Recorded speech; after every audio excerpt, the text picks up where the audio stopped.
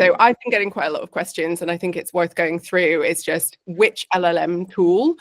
So obviously ChatGPT gets a lot of the kind of, it's the one in the news, everybody knows about it. It's something like, I don't know, what is it, 2 billion users or something now? No, I think it's 1 billion, but I think it's, but it's still like kind of like, it's the main one, isn't it? Yeah. And I think there are ups and downs to ChatGPT, which we can talk about briefly on this one. But then we've also got Claude, which some people still haven't heard of, which I think is mad. Claude is like go-to. And then there's Gemini. Feels like a bit of a secret. Feels a bit like a sort of like the in crowd know about Claude. Yeah, exactly. It's like the secret society. But then there's also Gemini, which is massively coming up the rankings, and actually at the top of the kind of leaderboard at the moment. So the main Galileo kind of leaderboard is Gemini 2.5. So it is technically the most kind of powerful on various measures at the moment. And I found Gemini to be increasingly really, really good, actually. So I found it kind of useless for quite a while. But it depends on the configuration. So we can talk about that a bit. Yes, and it had sort of restrictions. I have to go back and check sort of like how many things you could upload. And that sort of that for me, that being able to kind of give the context as much as I can give to any sort of prompt is so important. Yeah, definitely. So I think if we just run through quickly, like our personal kind of take on those top 5, I guess, LLMs, I think that would be quite helpful. So we've got Claude, ChatGPT, Gemini, Perplexity, Copilot. I've been playing around with the car metaphors that I think is quite helpful. Love that. Yeah. You can tell me what you think of these. But we've been playing around with these, and actually, I think actually that it is a little bit accurate. So it likens ChatGPT is like our Volkswagen. I definitely feel that this is accurate. So it is like reliable. It will be there when you need it, kind of thing. Yes. It will do basically what you need it to do. It will get you from A to B.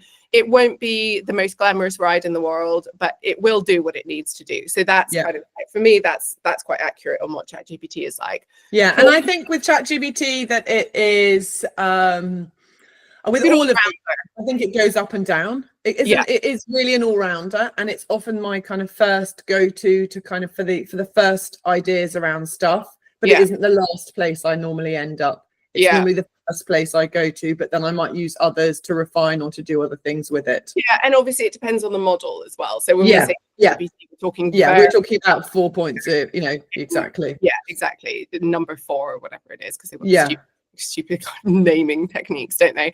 And obviously some of them are better at reasoning and some of them are better at different things. But today we're just talking kind of generally about that. And I think, it is a really good all-rounder. That's definitely a good place to start. I think, so the Claude kind of comparison is more like Mercedes.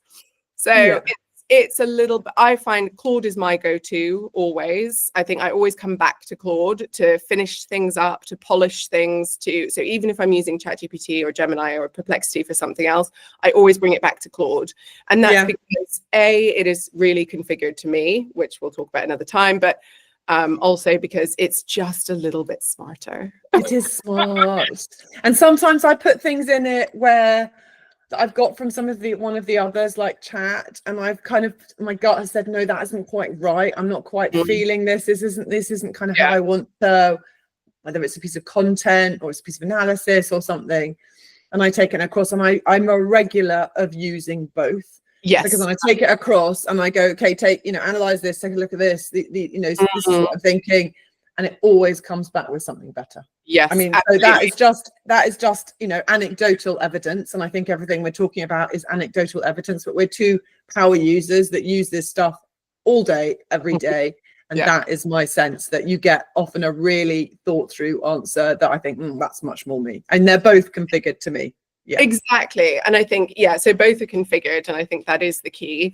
I definitely feel as though Perplexity is really good at certain things as well. So I do use Perplexity a lot for deep research. So I use Perplexity to go out onto the internet like a super powered research assistant to go out and find all the information I need. So for us, it's a lot around, I like to do kind of deep research into what's working with AI and transformation. What are the most impactful use cases? What evidence do you have to back that up? I like to look at all the academic research, which obviously is really heavy reading. It's not something I can do every single day to read all of the research that's out there.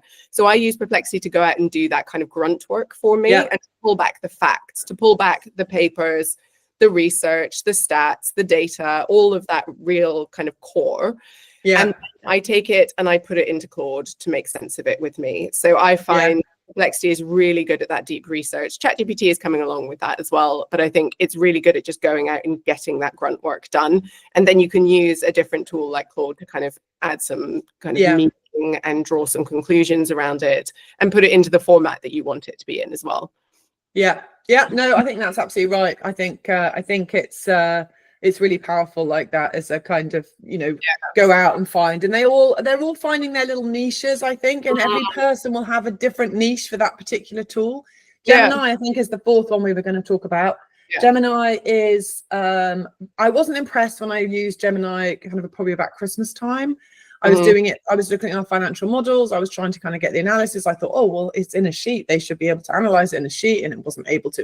I was asking it to kind of look at the thing as a whole. It wanted me to look at it as kind of individual cells, and I was just like, nah. And actually I found it's improved a lot on that front, massively. And as we know, it's kind of, so I think Gemini is one that's kind of like the little the kind of like the dark horse that's coming up behind.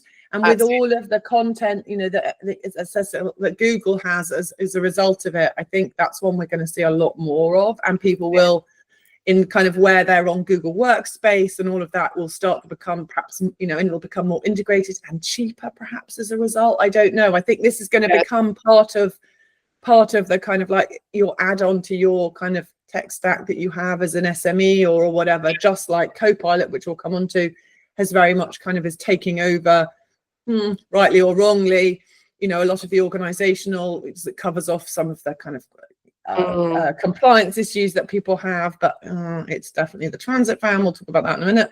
But yeah, so I think Gemini is it is dark horse, and I think actually that is a key point. So I think those last two, the Gemini and the Copilot, I definitely see Gemini as becoming kind of an all-rounder, the way that ChatGPT has kind of traditionally been thought of. But I particularly for SMEs, you know, and even for organizations like us, we don't use things like SharePoint. It's far too industrial, kind of massive enterprise kind of thing. And I think there's Copilot for that. It's not, like you said, it's in the kind of vehicle comparison, it's the transit van. It will do the kind of the heavy lifting of the stuff, but it won't be a very refined, kind of elegant ride. So I think that is, I think you need to be looking at Copilot if you're using SharePoint, if you're a big if that kind of stuff is really important to you. But I think for the vast majority of like SMEs and people like us, that Gemini kind of integration with Google Drive and all of our, you know, our whole work or our whole existence is on Google Drive. And so actually using Gemini and kind of leveraging the power. And Anthropic now, so Claude's now now connected with that as well, which is I love the little things each time I use them. Oh, this has popped up. This is new. I can use this. Let me try. Exactly. But then also, like we say, that takes time. So every new feature that comes out, you're like, oh, what can I do with this? But actually, that's a few hours out of your day to figure out what can I do with this. So I mean, that's what we're trying to do on Atheni, I suppose. Atheni, short. Make it simple for you. What you can filter. Exactly.